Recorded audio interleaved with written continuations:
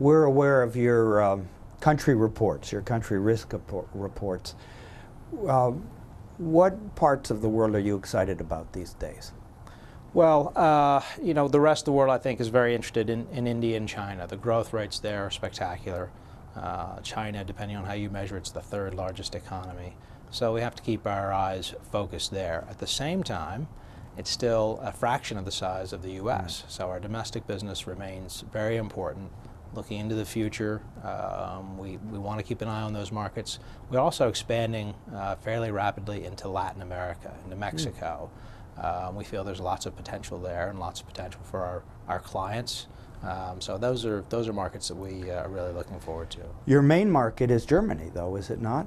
Well, for the group, that is correct, yes. How do you feel about Germany? Well, speaking with our economists this morning, they felt reasonably strong. It's not great growth, but they don't see any sort of imminent deterioration. So prospects there are okay. And even if it just stays at the current level, it remains a major engine for you. Absolutely, yes. That's where we have our largest business. We're, again, a part of the Allianz Group globally, so they have a heavy concentration in Germany. We're seeing more foreign direct investment in Georgia, and there's some discussion as to the role of these sovereign funds. What's your feeling about the sovereign funds? Do you think that they can be an asset to the U.S. economy and help it along in this increasingly difficult environment? I think so, for sure. I think there's always a great deal of concern here in the States when we hear about other countries buying our assets. That tends to make people nervous. But I think it's really rather a positive sign. We need to have investment from somewhere, and this investment will provide an engine of growth. And these countries that are providing this investment have every interest in seeing us succeed, and I think very little interest in trying to take over all the assets possible. That would work against them. So I think it's a very positive thing. We have seen our auto manufacturing sector expand with Kia Motors moving into West Point, Georgia. There's a large site available outside of Savannah that we're hoping that Volkswagen will move to.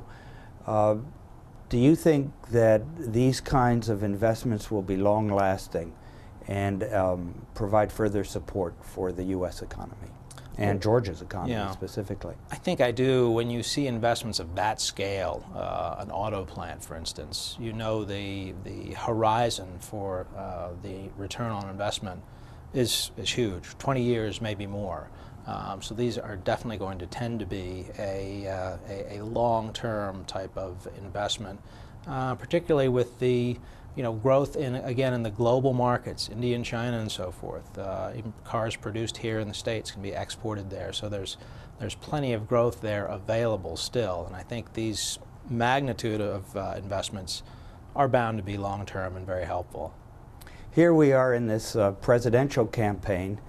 What do you think are responsible positions on the issues of foreign direct investment and free trade?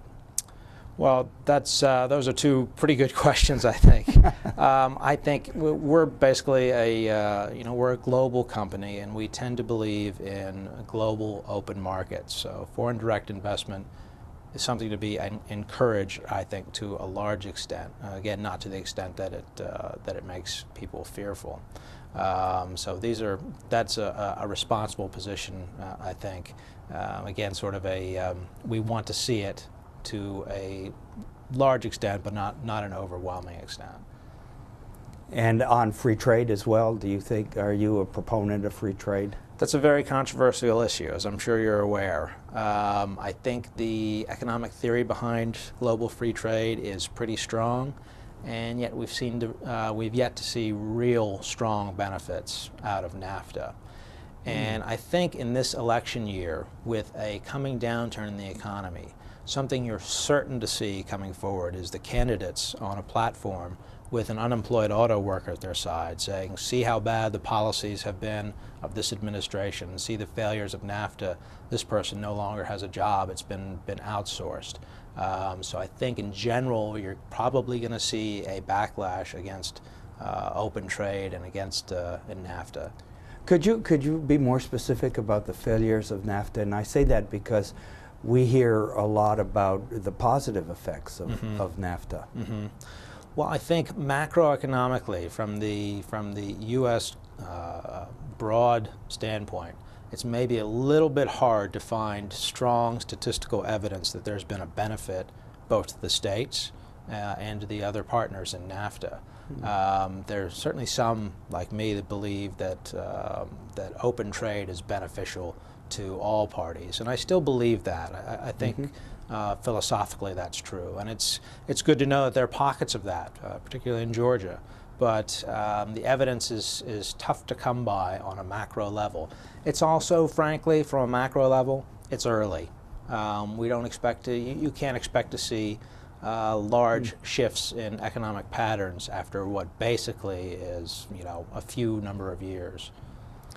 Do you think that the current administration's efforts for these free trade agreements, whether they're in Central America or Korea, Colombia, and others, are they all going to hit a stone wall?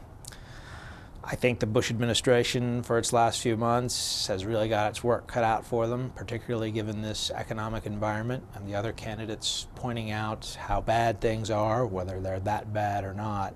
I think that he's got a pretty tough agenda to try to get past there.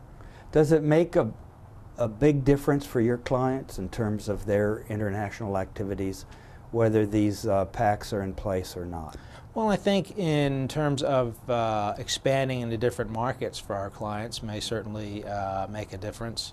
It may make a difference to us in terms of offering protection and information into those markets. So surely, yes, if they were to open up more, it would be helpful, I think, to our clients. Again, on a large scale, it's hard to necessarily see that anytime really soon. And just as a final question in terms of the country's training programs for people that are thrown out of work. We have people coming to Georgia from Michigan, for instance, looking for new opportunities, some of them with automotive skills. Do you think that the country has really a valid series of retraining? Oh, absolutely, and I think it's required. I think we have to realize that there are always going to be other countries with some advantages, usually a labor cost advantages, that are going to come in and take some of our jobs. And the only way to manage that is to aggressively train, knowing that that somewhat more menial job, if you were, or lower skilled job is going to be at risk all the time. So we have to train our people, have to educate our people into more higher value added jobs. And I think we can sure do it. I think there's disappointment over outsourcing, but I really don't believe that American workers and the American economy can't compete on the global scale.